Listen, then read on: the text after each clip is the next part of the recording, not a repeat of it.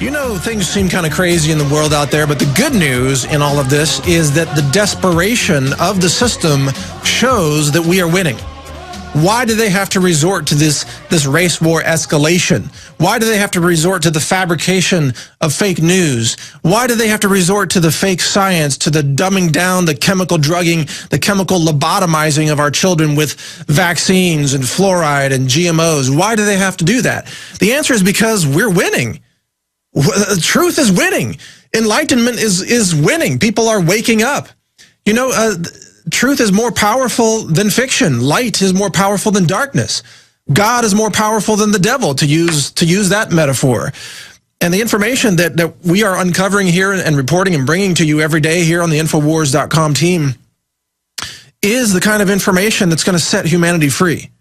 It's the kind of information that's going to allow humanity to attain that higher spiritual awareness and achievement, to be free from the bonds of tyranny, to be free from being enslaved and oppressed by governments and in other organizations that have operated throughout history. Of course, governments being the most dangerous of all. But light will win over darkness. Truth will win over fiction and lies and deception. And that's why they're so desperate. So when you see these tactics being used, just remember, in your mind, just remember that this is evidence that we are winning the fight for true freedom and liberty and justice for all of us and our children, all our future. Now, one of the side effects of this growing police state is that we, as the free individuals of America, or wherever you're listening from, we will have more interaction with police and law enforcement. That interaction needs to be handled very, very carefully in order to keep yourself out of jail, to not have an arrest record, because just an arrest record, even if you're not guilty of anything, just the record of being arrested can ruin your life. And here to talk to us about that is Dale Carson. He's the author of this book, Arrest Proof Yourself. I'll give you a little more intro here. He is a former FBI agent, former law enforcement in South Miami. He's a very knowledgeable individual. He now runs a defense law practice in Florida, and he joins us to talk about how we can interface with law enforcement in an intelligent way that protects our rights, asserts our rights, but doesn't escalate the situation. And I believe he's joining us by Skype video. Do we have Dale on Skype audio? We're still working on the video here. All right, Dale. It's good to have you with us via Skype audio. Good to have you on the show, man. How you doing? I'm doing real well. I'm doing well. I got dressed up today, and now you can't see me, so there you go. Well, we've got a still picture of you on there, and you look dressed up there, too, so it's all good. Good. Well, okay, we talked about this interface with police.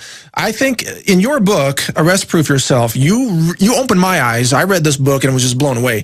You talk about how people are always interacting with police in ways that they're not even aware of. What are the most important points that people need to know right now when they're out driving around that they may not be aware of? Good manners. Good manners. Good manners? Always good manners. There's no replacement for that. I think one of the keys is that as youngsters, we learn that law enforcement's here to help us. There's officer friendly, a number of groups that try to convince us that law enforcement is helpful. Now, in an absolute crisis, I don't think there's any question that they are helpful. But in anything other than an absolute crisis, they are there to put you in jail. And if you can understand that, if you can put your arms around that very concept, then you realize, and jail's a bad place. Being arrested's a bad place. If you can put your arms around that, you understand the dynamic. And then when you see law enforcement, you appreciate the fact that with little effort, they can put you in jail.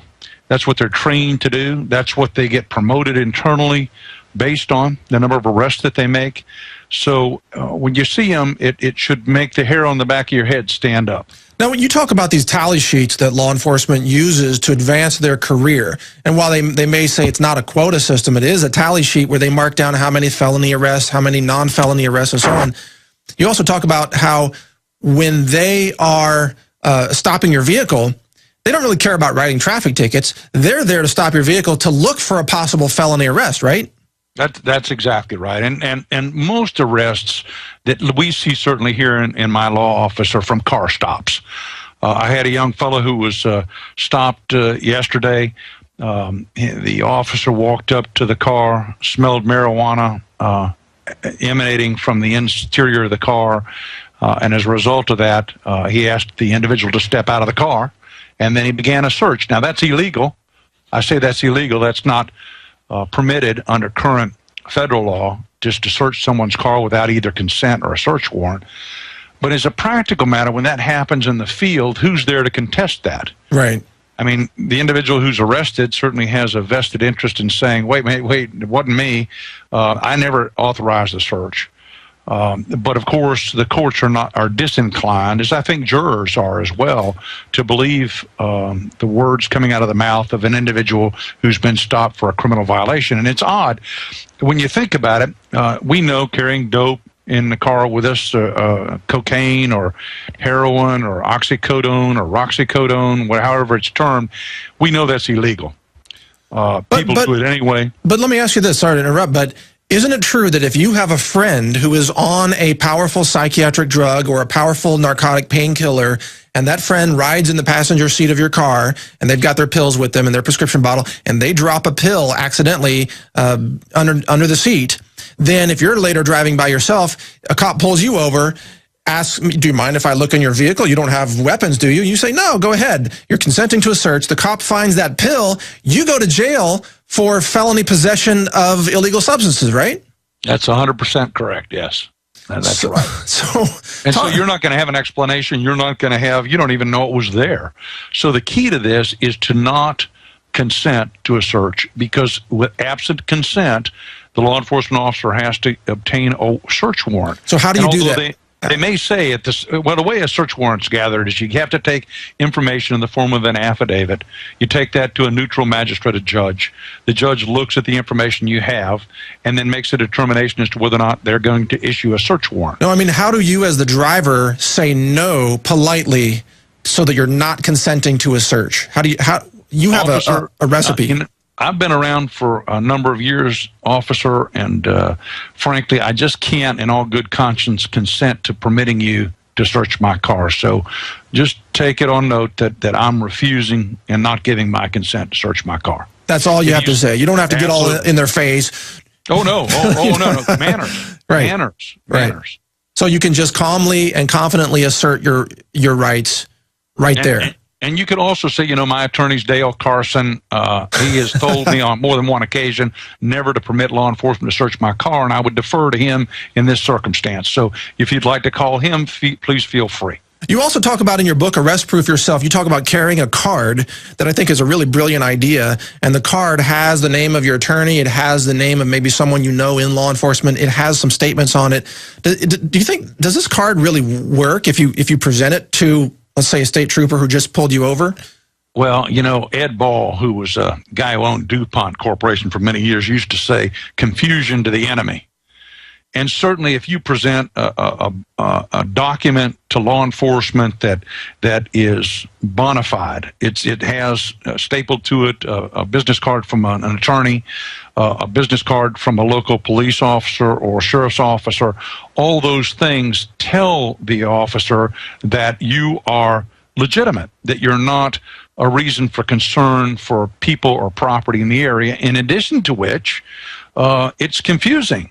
The officer's never gotten anything like that before. Yeah. Certainly they're going to look at it and say, well, wait a minute, this guy goes to the same church my brother does. I'll call my brother. Maybe he's not such a bad guy. And in that way, you avoid being arrested. And that's the key. If you can complete a police-citizen encounter and walk away a free man or woman, you have won. Believe me, you've won. And let's get to this point too. The police officer there on the scene in a traffic stop situation, they have a tremendous amount of discretion to decide what they wish to do with you. For example, even if you are committing some kind of a minor offense, they don't necessarily have to arrest you. Can't they also just give you a notice to appear in a court and not arrest you? They can ignore it entirely. They could just say, don't do that anymore. How could you have been so dumb?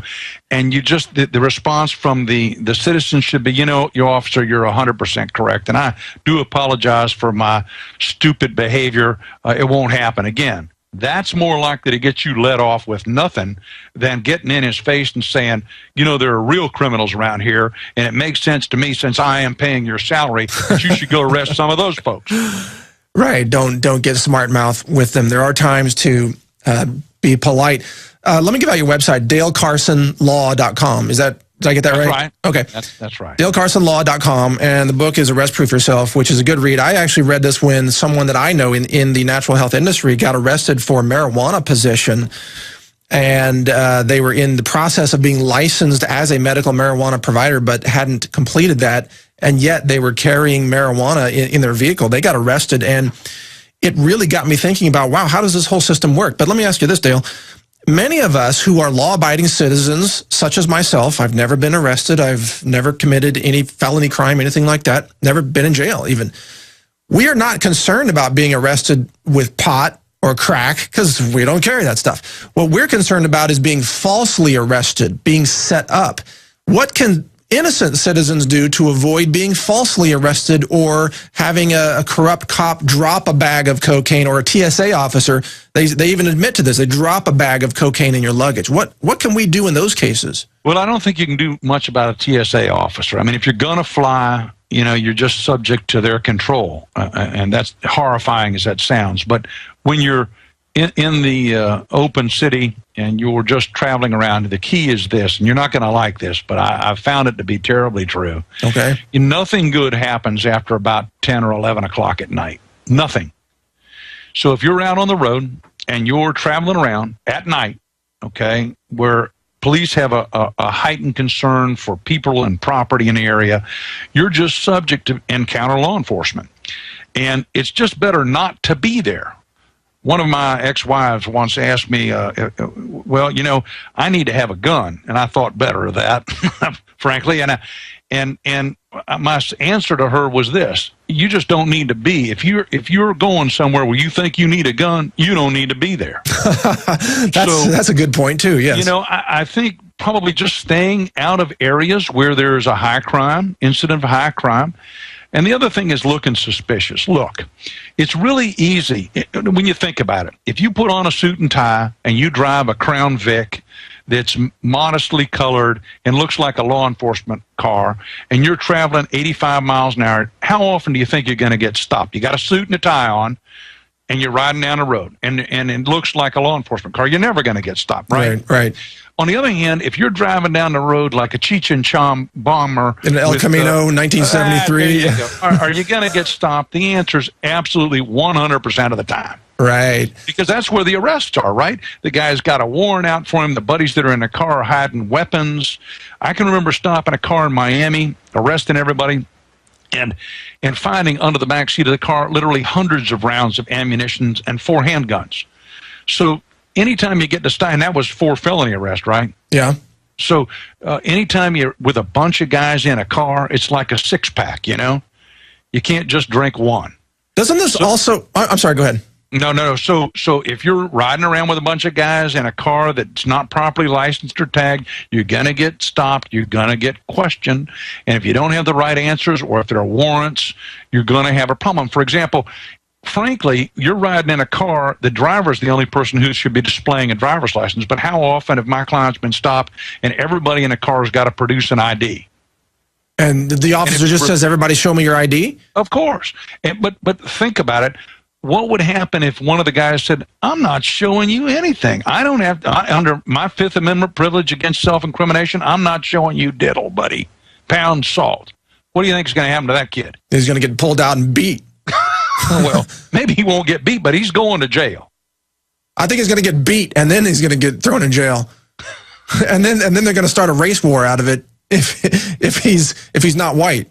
That's what I think. It's a real problem with law enforcement and selective sorts of enforcement. And it's been going on. Look, we all profile. That's a shorthand for being able to survive in the world. If you're walking down a street and you see somebody hid up in an alley somewhere, it doesn't matter what race the individual is. You're going to shy away from that person hiding up in the alley, right? That's profiling. So it's more situational, I think. So you're saying I shouldn't ride my Harley with my bandana, my tattoos, my long sideburns. I mean, just to mention a stereotype, And you also talk about body work on your car. If your car looks like it's in bad mechanical condition, that's also another reason to get stopped, huh? Yeah, of course. We had a favorite thing in Miami. If you're driving down the road and your backup lights are on, that's a violation. Oh, yeah, right. So anything that's not right with your automobile, it causes you to get stopped. It causes you to get searched.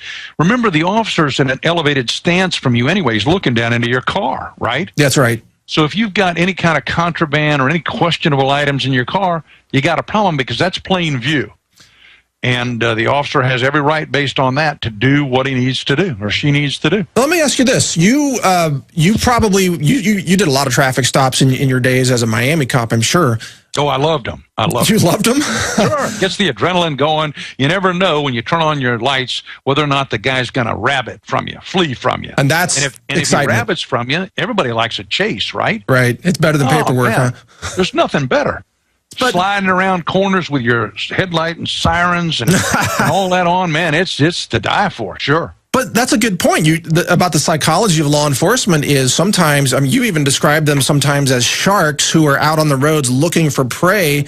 Life can be boring as a cop if you're behind a desk a lot. You need a little adrenaline rush. You need a little excitement. We know the DEA loves smashing in doors of marijuana clinics in California. Isn't there an element of just, really fun excitement from time to time? Of course, that's why we do it. To the uninitiated, you seem surprised at that. Boy, it's a kick. Yeah, I'm kind of surprised. Guys, you all get white hats, right? And you rush into the darkness. So, yeah, of course, it's exciting, and you're on the right side of the law. You're doing what you're supposed to be doing. At least that's what we're led to believe, of course. Right. So there's a dynamic there that absolutely cannot be denied.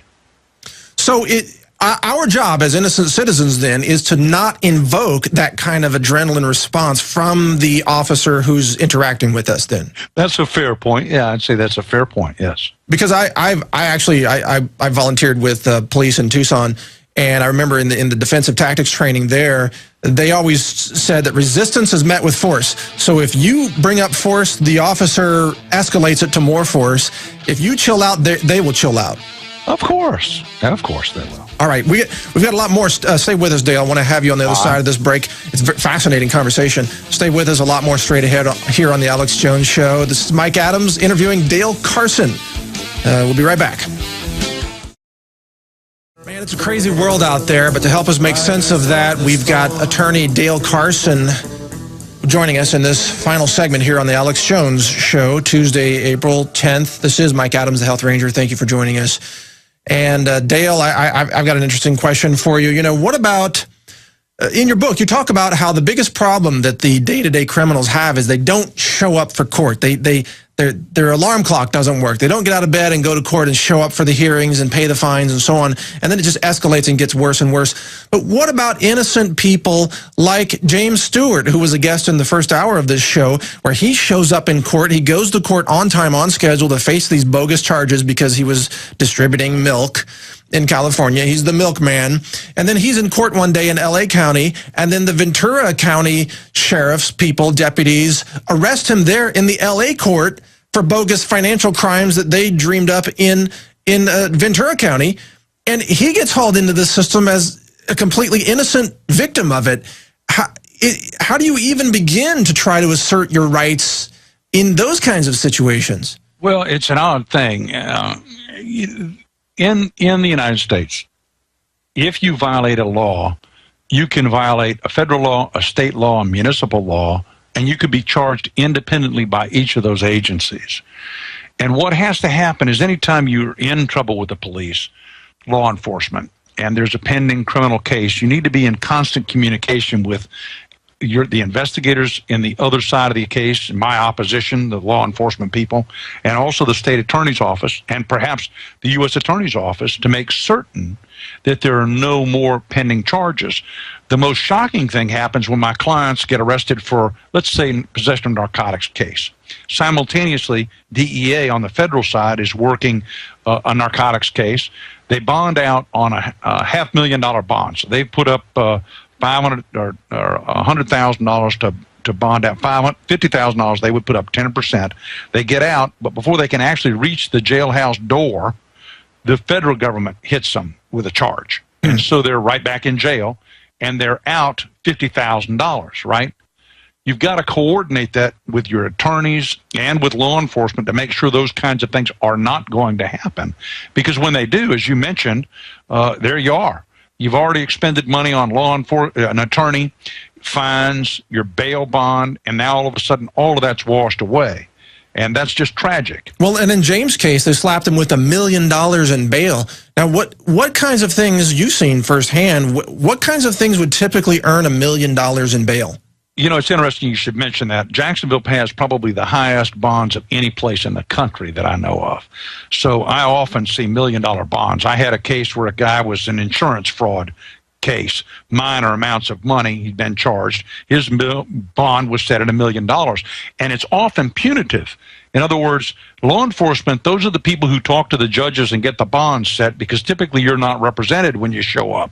So $1 million bond is not uncommon in certain of our cases.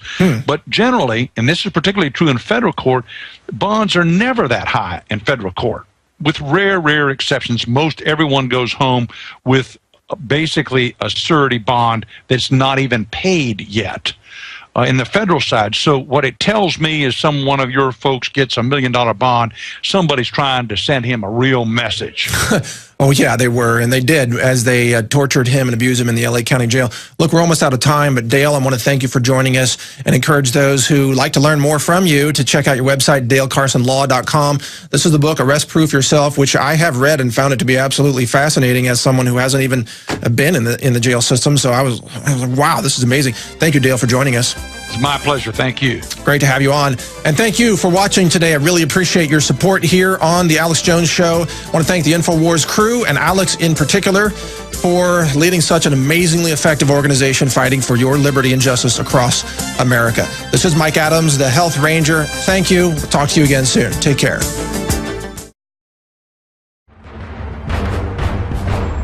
Ask yourselves, what are you doing in this time of great challenge? What are you doing to unlock minds?